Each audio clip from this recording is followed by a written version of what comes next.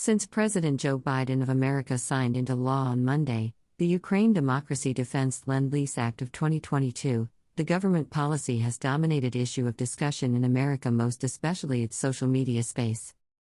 Joe Biden, after signing the act, said the bill is to provide another important tool in Americans' efforts to support Ukraine and its people in the fight to defend their country and democracy against Vladimir Putin's war he described as brutal war.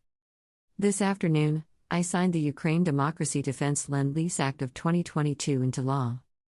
This bill provides another important tool in our efforts to support Ukraine and its people in their fight to defend their country and democracy against Putin's brutal war, Joe Biden said.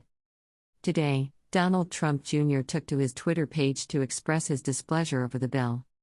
"You can't find baby formula in the United States right now, but Congress is voting today to send $40 billion to Ukraine. Let's put America first for a change."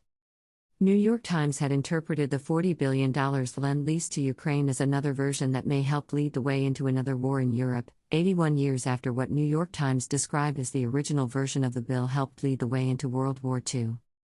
The news media, in its publication on Monday, narrated how Joe Biden provided intelligence information to Ukraine that led to the killing of a dozen of Russia generals and the sinking of the Russia flagship.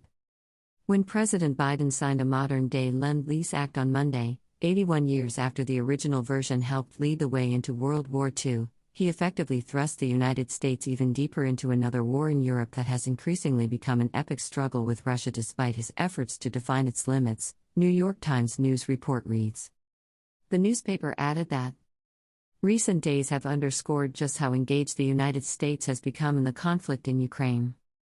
In addition to the new lending program, which will waive time-consuming requirements to speed arms to Ukraine, Mr. Biden has proposed $33 billion more in military and humanitarian aid, a package that congressional Democrats plan to increase by another $7 billion.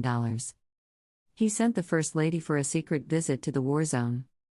And he provided intelligence helping Ukraine to kill a dozen generals and sink Russia's flagship. But even after 2.5 months, Mr. Biden is still anxious about appearing that the United States is fighting the proxy war that President Vladimir Putin of Russia says it is.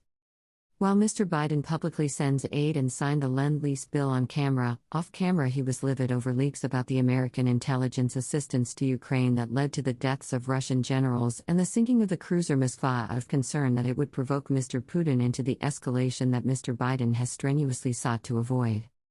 It would be recalled Russia President Vladimir Putin had threatened to attack United States of America over its deployment of arms and war weapons to Ukraine.